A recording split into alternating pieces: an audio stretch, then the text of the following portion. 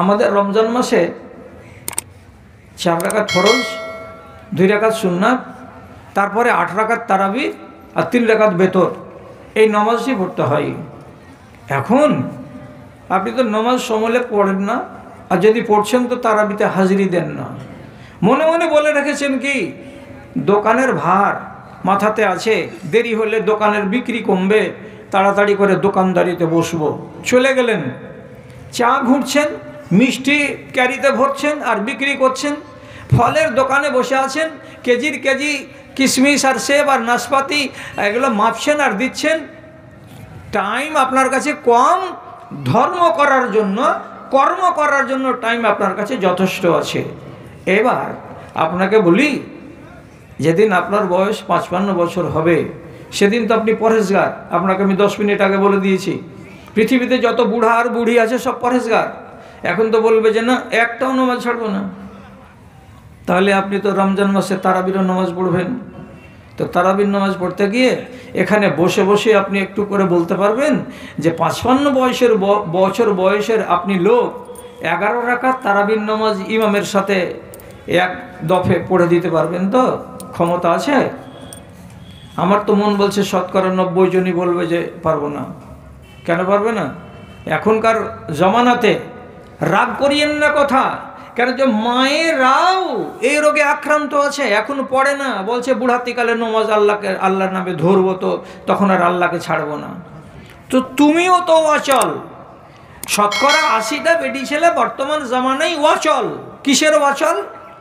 একটা বাচ্চা 100টা বেটি ছেলের ভেতরে যাদের কপাল ভালো, 10টা ছেলে আল্লাহর কোরআনে যেটা বলে দেওয়া নীতি, ওই নীতি অনুসারে নিজের বাপের বাড়িতে পয়দা হচ্ছে মায়ের জনি দ্বার দিয়ে, আর বাদ বাকি 90টা বেটি ছেলে পেট কাটা।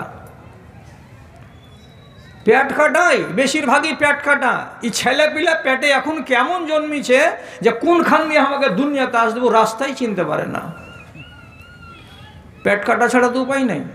তো যে নারীর পেট কেটে দিল একবার, আর ছেলে নিতে হবে আরও বলে আর একবার রিস্ক নিয়ে আর একটা বাচ্চা নিল, তো 2 বার যদি সিজার হয়ে থাকে কোনো নারীর, তো এর মতন অক্ষম নারী আর দুনিয়াতে কে আছে? ঢিকিতে পাহাড় দিতে পারবে? আর বাপও পারবে না। যাতা ঘুরিয়ে মানুষের সংসারের টানা টানতে পারবে? ওর ক্ষমতা নেই। ওর নিজের বাচ্চাটার, ছোট ছোট বাচ্চা দিয়ে এত বড় বড় নেকড়া গেলাকে পরিষ্কার করে ছাদে মেলে দিতে যেতে হবে, ও সিঁড়িতে পা দিতে পারবে? ও ঘাঁটা তাকাবে ওর ভাঁড় বাটার যে আইসো এসে মেলে দিয়েছো ছাতে। তো তুমি তো নাকারা, তুমি তো বেকার, তোমার পেট কাটা। আর বেটা ছেলে যতটি আমরা আছি 50 বছর ছয়নি তার আগে শতকরা 85টা লোকের হাঁটুতে ব্যথা, উঠতে পারেনি, হি করছে। আর এই হি রোগে এক এক ডাক্তার পর্যন্ত পেরেশান হয়ে গেল যে তোমার হাঁটুর রোগ কেমন করে সারাই, তোমার কোমরের রোগ কেমন করে সারাই। যার কারণে আমরা ভাদু, বিএসবি আর গুণিপোখর, বোলদা, লদাপাড়ার লোক এর আগে জীবনে কোনোদিন কোনো মসজিদে এখানে টুল দেখিনি আর চেয়ার দেখিনি। এখন প্রত্যেকটা মসজিদে চেয়ারখানে করে চেয়ার রাখা আছে, আছে না নাই? কার জন্য রাখা আছে? ওই যে ওই ন্যাংড়া যার হাঁটুতে বল নাই, ওর জন্য রাখা আছে। চেয়ারে কেন পড়ছো? বসতে পারি না বলি সাহেব, কোনো রকম যদি বসে গেলাম তার উঠতে পারবো না। ইমাম সাহেব সূরা ফাতিহা শেষ করে দিয়ে রুকুতে চলে যাবে, তৎক্ষণ আমার উঠাই হবে না। তো বাস্তবিক কথা তো। তার আপনার যদি হালাতটা এই হয়ে যায় 50 বছরে গিয়ে, 55 বছরের বয়সে গিয়ে, তাহলে আপনি যে নামাজ থেকে আজকে কাজা করলেন ইমামের পিছন দিকে পড়তে হতো, সেটাকে ছেড়ে দিয়ে আপনি কি করে এটাকে পূরণ করতে পারবেন? আপনি সুযোগের সদ্ব্যবহার করেছেন? করেন তো জিনিস চিবাতে পারো না, সব দাঁত পড়েছে খুলে, সব দাঁত পড়েছে খুলে, দর্পণে এবার আল্লাহকে আঁকো, তুমি পরকালে পাবে জয়, জীবন দুয়ারে জম এসে খাড়ো আর এদিক ওদিক নয়।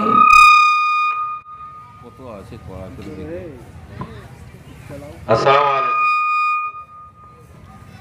ওই একটা ঘোষণা দিতে বলছে কমিটি, ওরা ডেলিগেটে খাওয়াচ্ছে 100 টাকা করে এতক্ষণ পর্যন্ত, এখন 80 টাকা করে যে টিকিট নিয়ে খেয়ে এলেন।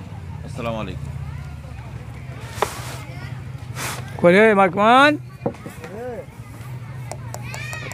ছোড়া আছে না নাই ওখানে?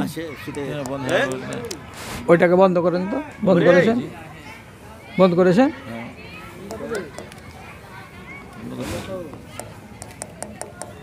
করে একটা চাল কর না রে। না না, কেউ হাত দেয়নি। একটু দেখো, লাড়াছাড়া করো। একটু হলো, একটু হয়েছে। আচ্ছা, তো আচ্ছা আচ্ছা আচ্ছা আচ্ছা, যা কাজ হয়ে যাবে এখন ইনশাল্লাহ। তো আজকের যেটা আলোচনার মুদ্দা, সেটা হলো সুযোগকে কাজে লাগান আর সময়ের সদ্ব্যবহার করেন, সময়ের অসৎ ব্যবহার করিয়েন না, নাহলে আপনাকে পস্তাতে হবে। এই কথাটার উপরেই আজকে আপনার কথা। এখন যদি কেউ আপনার সামনে গল্প করে যে এই ঠান্ডার মৌসুমে আজ সকালবেলায় 1200 টাকা দামের কম্বলগুলো 15খানা বিতরণ করলাম, একটা লোক গল্প করছে। তো আপনি একটা অভাবী লোক, ওই সময়খানে আপনার একটা কম্বলের দরকার। তো আপনি একখানা কম্বলের কথা যখন এই লোকটা বলছে যে আমি আজকে 15 জনকে পেলাম, তো 15খানা কম্বল দিলাম, তো আপনার একটা কম্বলের দরকার আছে। তো ফের আর একবার আর সেজে কুজে পরিষ্কার লুঙ্গি পরে চিরুনি টিরুনি করে তখন মোগরবের টাইমে যে আগে কহবেন, জয়নাল ভাই হাকে এখানটা কম্বল গলা দিবে না?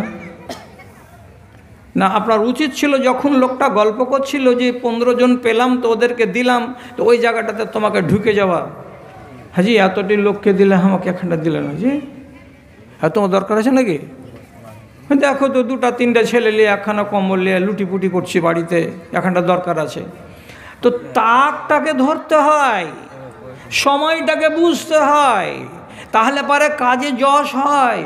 আর সময় হারিয়ে দেওয়ার পরে যদি তাক ধরতে যান, তো ঝড় থেমে যাওয়ার পরে ছালালিয়ে আমের বাগানে গেলে যেমন খালি হাত ঘুরে আসতে হবে, ঠিক সেই রকমই ব্যাপারটা তাই দাঁড়াবে। যদি বুঝতে না পারেন তো এটা বুঝেন।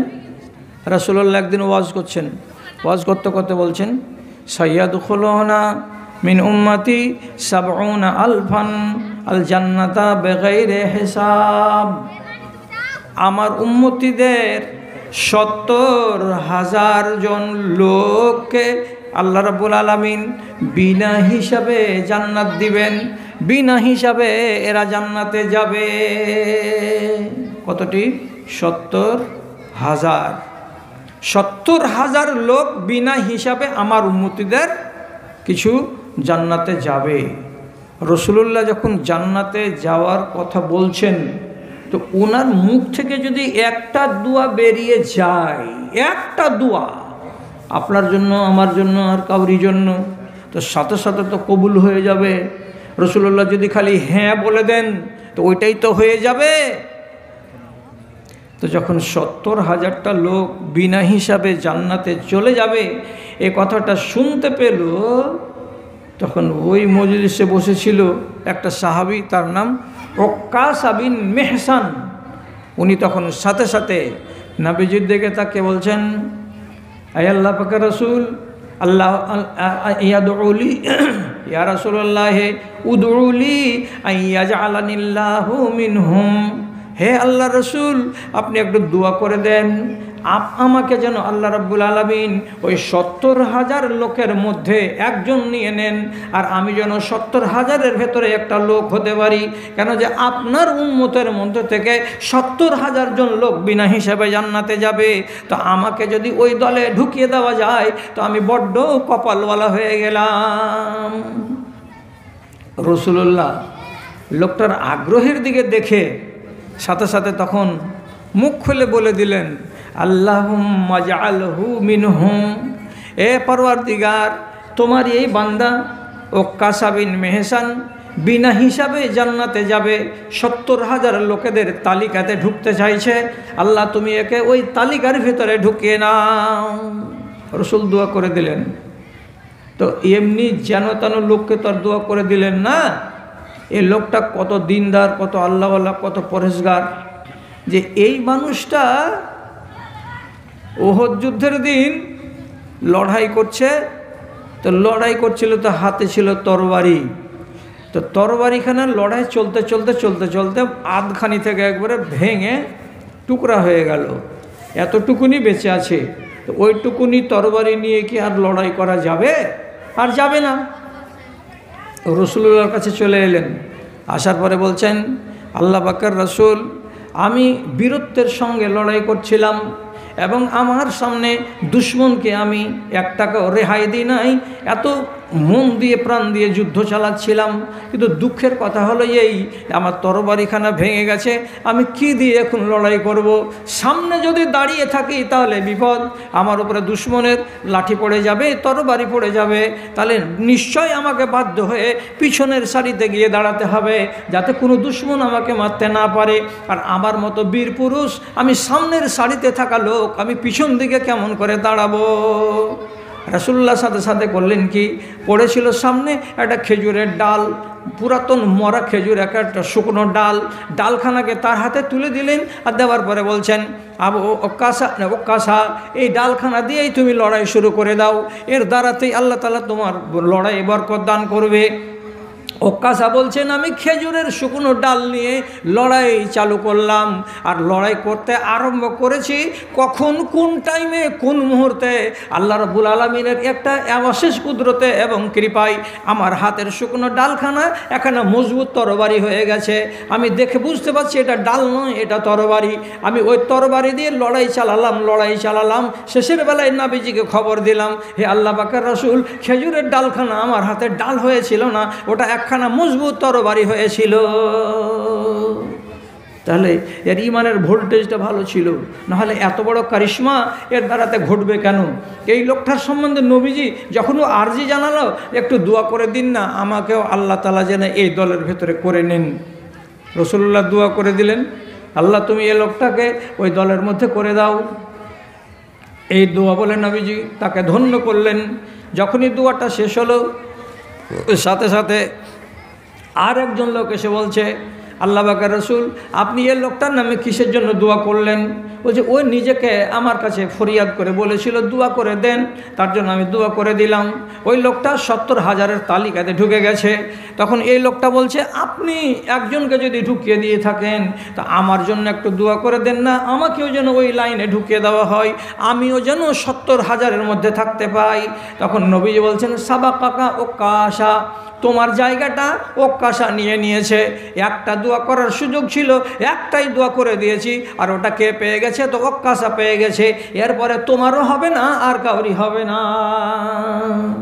কাকে বলে সুযোগ? কোন জিনিসটাকে বলে সুযোগ? সুযোগ যদি চিনতে চাও তাহলে লম্বা চওড়া ওয়াজ আজকে করা যাবে না। কেন যে আপনারা লম্বা চওড়া ওয়াজ করার মতো প্রস্তুতি নিয়েছেন, কিন্তু আপনাদের কপালে অতখানি লেখা নাই। শর্ট করে বলছি, আপনার দুই কাঁধে দুটো ফেরেশতা আছে কি না? এমনিতে আমরা সেই শুধু জানি, তো কথাটা একবারে ঠিক নয়, আর কথাটা একবারে ভুল নয়। কি বলি আমরা? যে দুটা ফেরেশতা আছে, কেরামান কাতেবিন। দুটা ফেরেশতার নাম, একটা নাম কেরামান আর একটা নাম কাতেবিন, এটা কথা নয়। ওই ফেরেশতা দুটার পরিচয় হলো কি? কেরামান কাতেবিন, সম্মানজনক দুটো মুহুরিল, যেটা দুই কাঁধে রব্বুল আলামিন বসিয়ে রেখেছেন।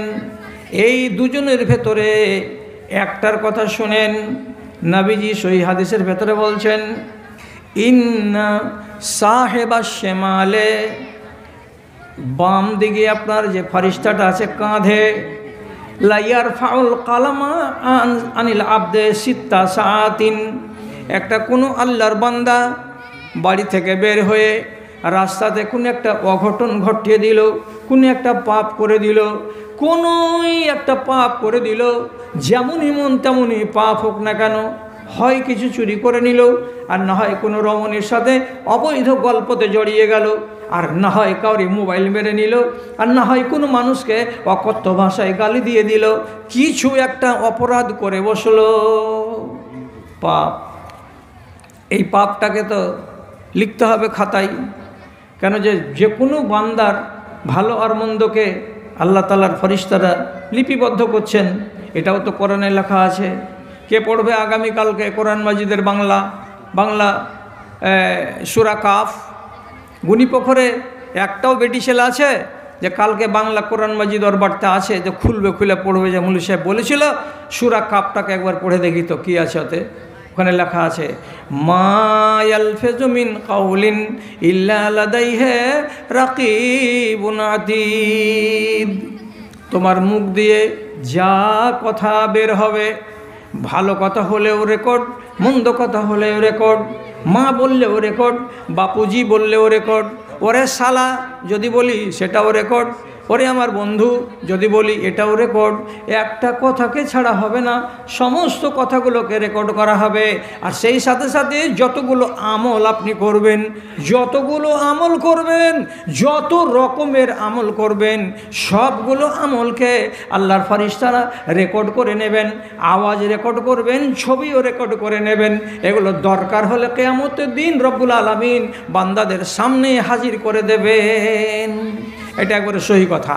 এবার আপনার দ্বারাই একটা পাপ হয়ে গেল, আপনি এই পাপটাকে আল্লাহর ফেরেশতা তো লিখবে, তো যদি খাতাতে উঠে যায় তো আপনার আমলের খাতাটা প্রত্যেক সোমবারের দিন সন্ধ্যাবেলায় 3 দিনের আমল আসমানে উঠিয়ে দেওয়া হয়।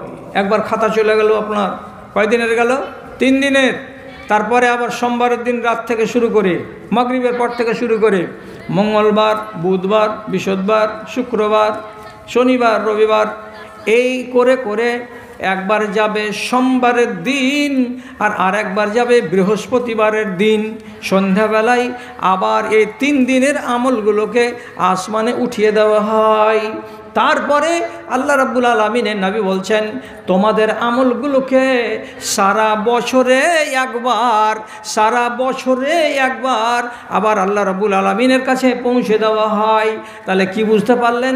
আমাদের আমলের রেকর্ডগুলোকে আল্লাহ তাআলার কাছে 3 রকম করে পৌঁছে দেওয়া হয়। একবার হলো কি 3 দিনের রিপোর্ট, আর একবার হলো কি সপ্তাহের রিপোর্ট, আর একবার রিপোর্ট হলো কেমন বাৎসরিক রিপোর্ট। এরকম করে 3 বার করে খাতা তৈরি করে করে আমার আমলগুলোকে, বান্দার আমলগুলোকে আসমানে পৌঁছে দেওয়া হয়।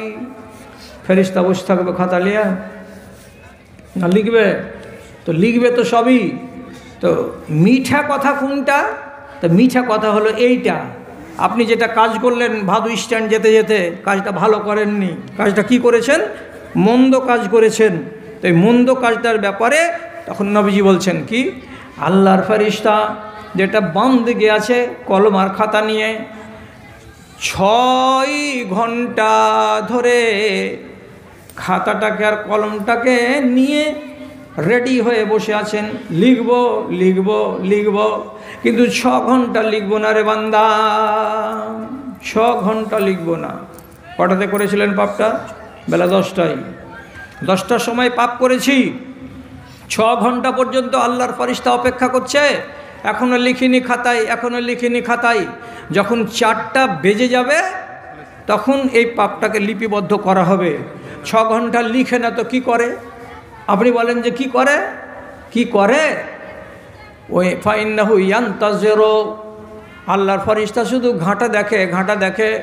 ইনিস্তাগফারা, লোকটা যদি পাপ করার পরে 6 ঘন্টার মধ্যেই ইস্তেগফার করে, আল্লাহর কাছে মাপ চাই, ক্ষমা চাই, কি বলে এই পরওয়ারদিগার আমি বেলা 11টার সময়, বেলা 10:30টার সময় অমুকের বাগানে বাড়ির সামনে এই অন্যায়টা করে চলে এসেছি, আল্লাহ তুমি আমাকে মাপ দাও। তো বান্দা যদি ইস্তেগফার করে, ইস্তেগফার মানে কি? আল্লাহর কাছে মাপ চাওয়া। মাপ চাওয়া মানে কি? আরবিতে বলতে হয় আস্তাগফিরুল্লাহ, আস্তাগফিরুল্লাহ। নিয়াত করলাম কোনটা?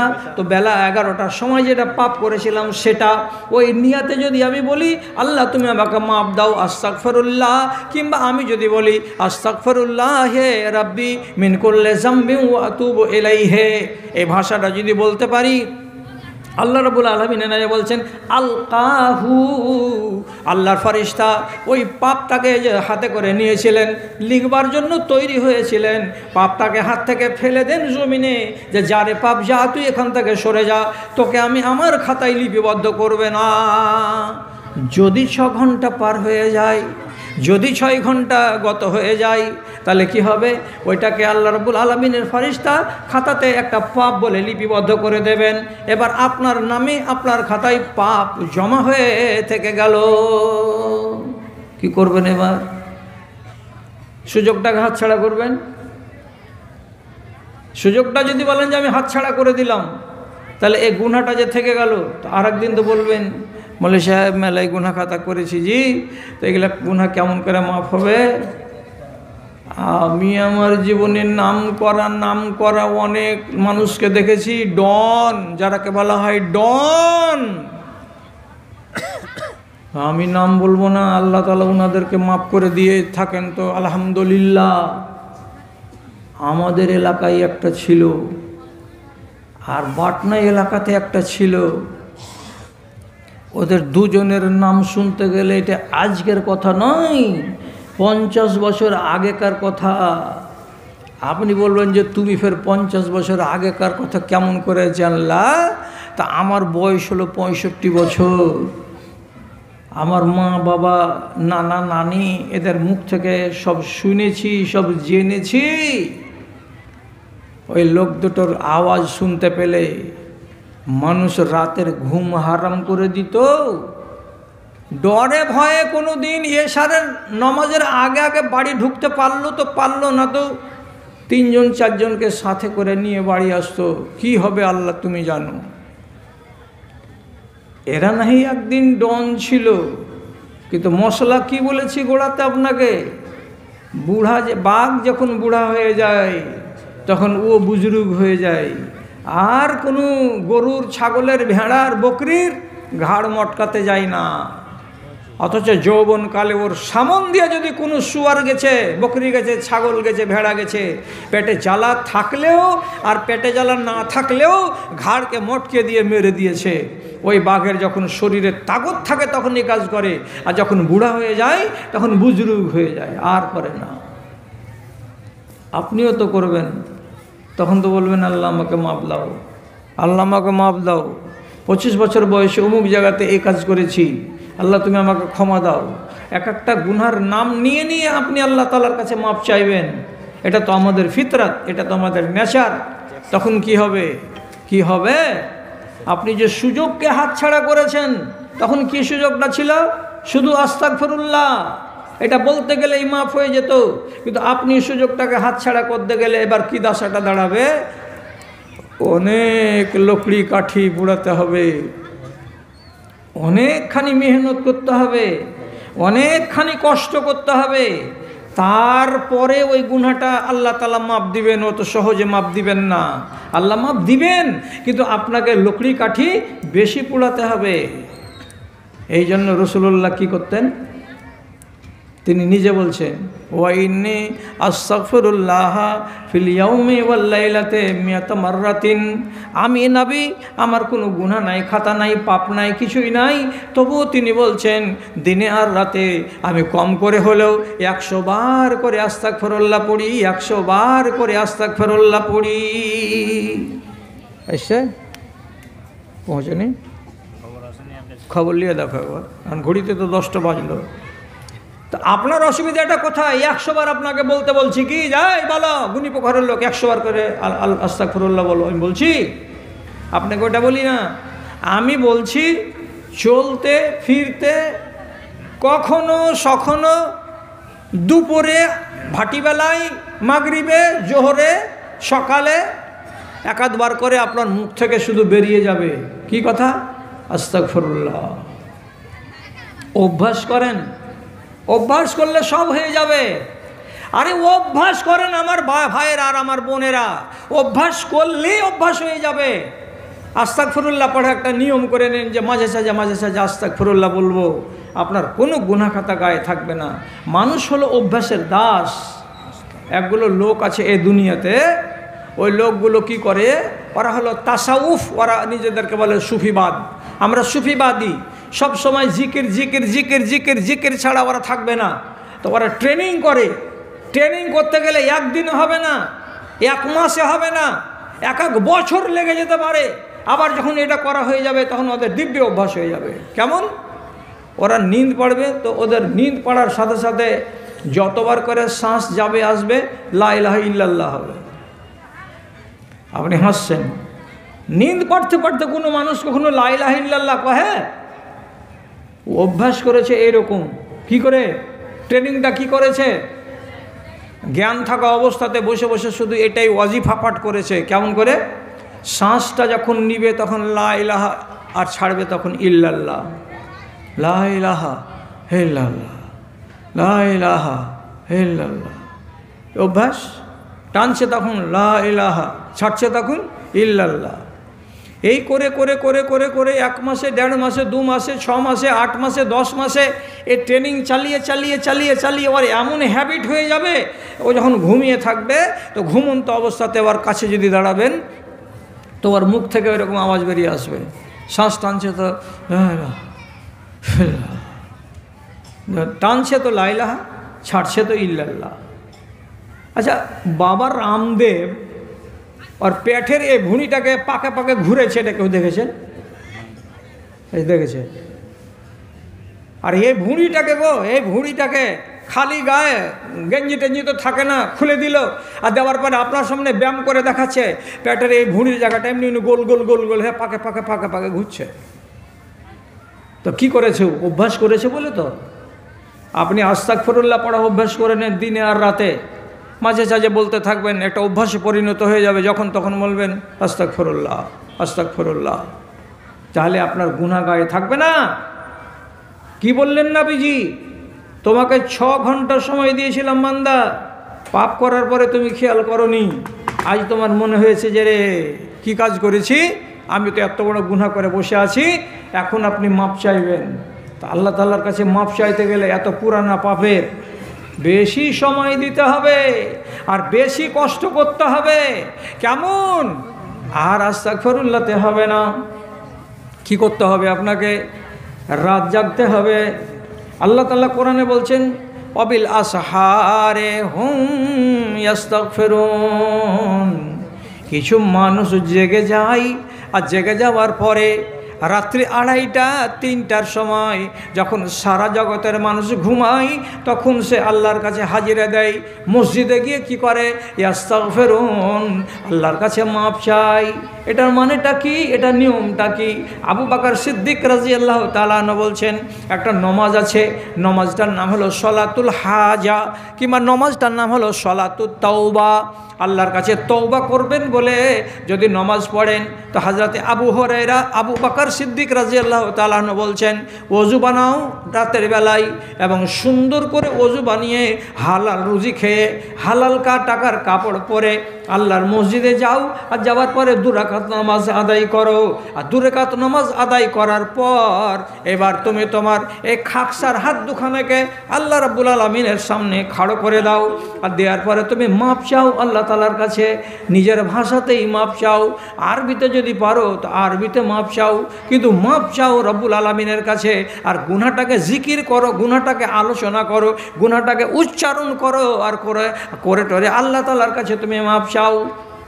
যদি এরকম করা যায় তো নবীজি বলেছেন ওই বান্দাটার যেই পাপের জন্য সে মার্জনা চাইছে আল্লাহ রাব্বুল আলামিন তাকে মার্জনা করে দেন।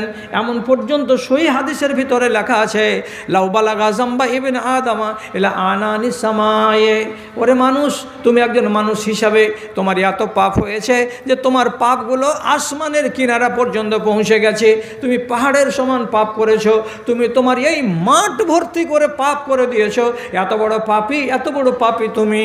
এত যদি পাপ থাকে এবং রাতের বেলায় গিয়ে নির্জনে বসে তুমি যদি আল্লাহ রাব্বুল আলামিনের সামনে 2 রাকাত নামাজ আদায় করার পরে মাপ চাও, তো রব্বুল আলামিন এনে বলছেন আল্লাহ আমাকে বলে পাঠালেন লা গাফারতু লাহুম, আমি তাদেরকেও মাপ করে দিতে রাজি আছি। তাহলে এটা সহজ হলো কি? কবে হবে এটা? রাতে। রাসূলুল্লাহ বলছেন রাতে। ওয়ান্নাসু নিয়াম, সারা দুনিয়ার মানুষ ঘুমাবে আপনার বাড়ির লোকেরা ঘুমাবে, মসজিদের ইমাম সাহেব ঘুমাবে, গ্রামের লোকেরাও ঘুমাবে, বাল বাচ্চা ঘুমাবে, সব ঘুমে অঘর ঘুমে পড়ে থাকবে। আর ওই রকম 2:30টা রাত্রিতে নির্জন সময়ে মসজিদে যেতে হবে, বাতি জ্বলবে না, অন্ধকারে বসে বসে নামাজ পড়তে হবে। আর পড়ার পরে আপনাকে এই দোয়াগুলো করতে হবে আল্লাহর কাছে। ঠেলা নয়। এই জানুয়ারি মাসে কত ঠান্ডা পড়েছে যে 4টা-5টা কাপড় গায়ে দিয়ে আছি, তবুও ঠান্ডা যেন কাটে না। হ্যাঁ, আর এই রকম লোকটাকে যদি কেউ বলে যাও মসজিদে গিয়ে তুমি ওযু করে নামাজ পড়ো, আল্লাহ তাআলার কাছে তো আল্লাহ মাপ দিবে,